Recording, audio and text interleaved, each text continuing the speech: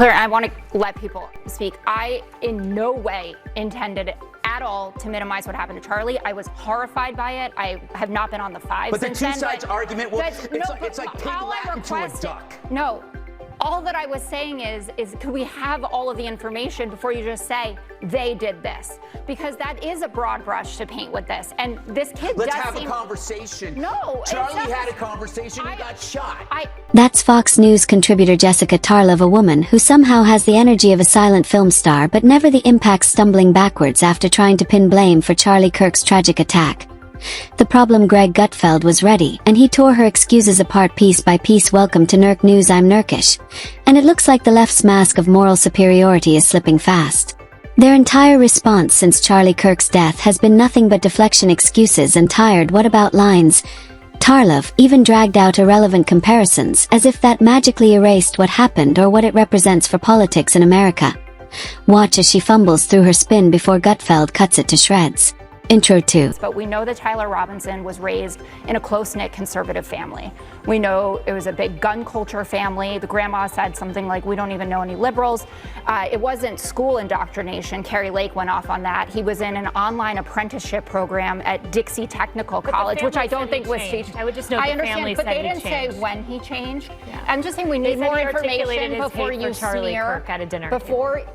We don't need more information. Really? Yes, we don't need it. What is interesting here is why is only this happening on the left and not the right? That's all we need to know. There's absolutely no cognitive... What about Melissa Hortman that we just talked about? You want to talk about Melissa Hortman? Did you know her name before it happened? None of us did. None of us were spending every single day talking about Mrs. Hortman. I never heard of her until after she died. She doesn't matter? Don't play that bullshit with me. You know what I'm saying is there was no demonization, amplification about that woman before she died. It was a specific crime against her by somebody who knew her. The same. Now you could bring up Josh Shapiro, but then you will not bring up, for example, that was a pro-Palestine person. So don't use your "what about this?" The fact of the matter is the both sides argument not only doesn't fly, we don't care. We don't care about your both sides argument. That is dead.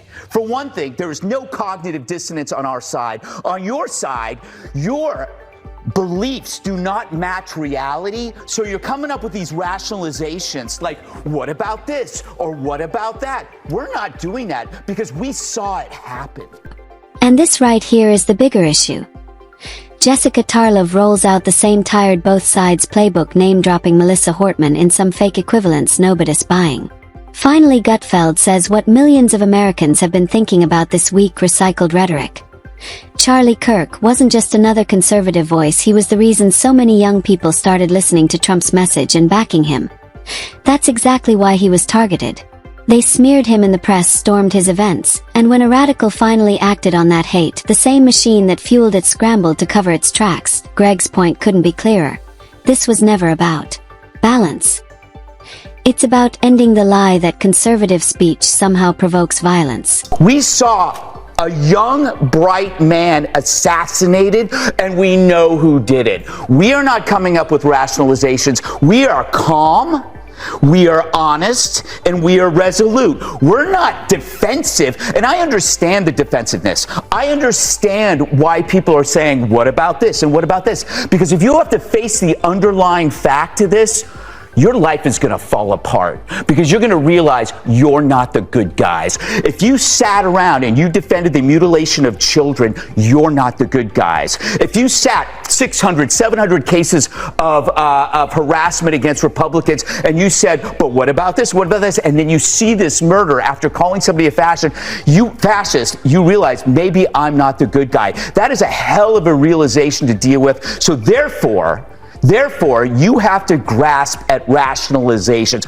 You don't have to do that, Jessica. They do. I don't believe you're part of that group, but why the hell do you have to mimic and echo that crap to us? He was a patsy. That guy was a patsy. He was under the hypnotic spell of a direct-to-consumer nihilism, the trans cult, and you know that. If you can decide that biology is false, you can agree that murder is okay and that humanity is expendable. How you cannot see that alone and see that for what the evil it is without having to attach all of these other things is beyond me. I'm sorry, you weren't here for a week. You came in here and it's cold, and I'm sorry, but this is a story that is immune to news cycles, it's immune to rationalizations, it's immune to bias. This thing is with us for good. And we all have to deal with that. So that means we can't live by the same arguments that you might be reading about relativism among the media. We can't deal with those stories. It doesn't matter. The media is dead to us on this story.